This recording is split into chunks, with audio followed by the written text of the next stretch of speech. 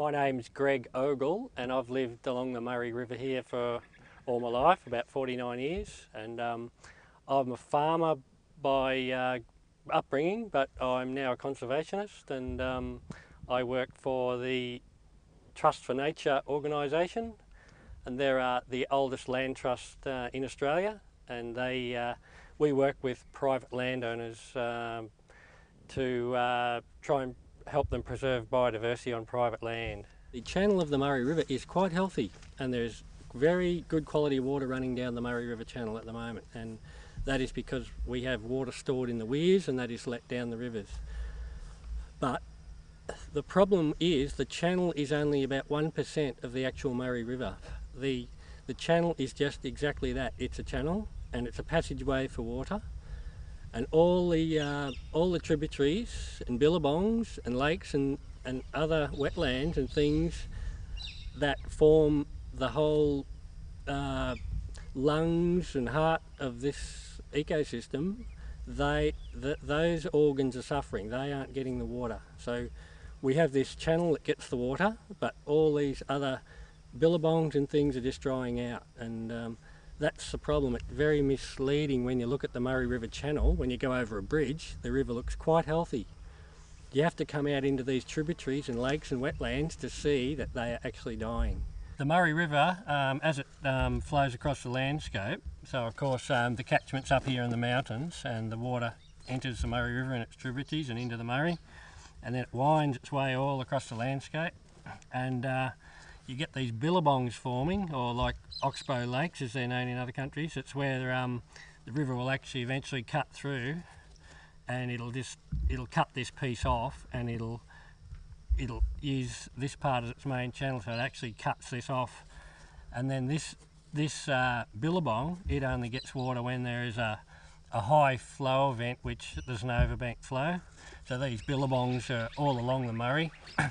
And when there's a pulse of water under a natural flooding regime, you get these pulses of water coming down they could be at any time at all. Any storm can cause a pulse of flood, fills up these wetlands and billabongs, and these billabongs, they act as a reservoir for all sorts of aquatic fauna to breed. So by running the river as we do nowadays, just as like an irrigation channel, with a constant flow, these breeding events for the aquatic fauna is not occurring. So hence we've lost a lot of our small fish species. There's probably about 20 species of fish that inhabit these areas along the Murray. Now most of them we don't see at all, and some of them are very nearly extinct, and some of them are believed to be extinct. And when you get a high flow, some of these small creeks off the Murray fill lakes. So you get these lakes that hold water for years.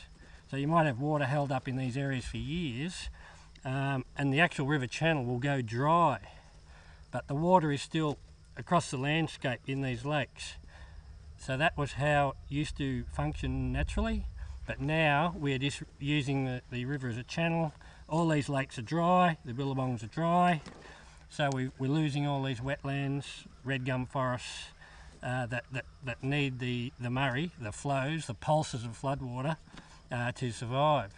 So we've got to somehow, to manage the river, we've got to get back to a stage where we can have pulses of water back out, so it'll flood back out into some of these wetlands, so that they can perform the natural events that are necessary.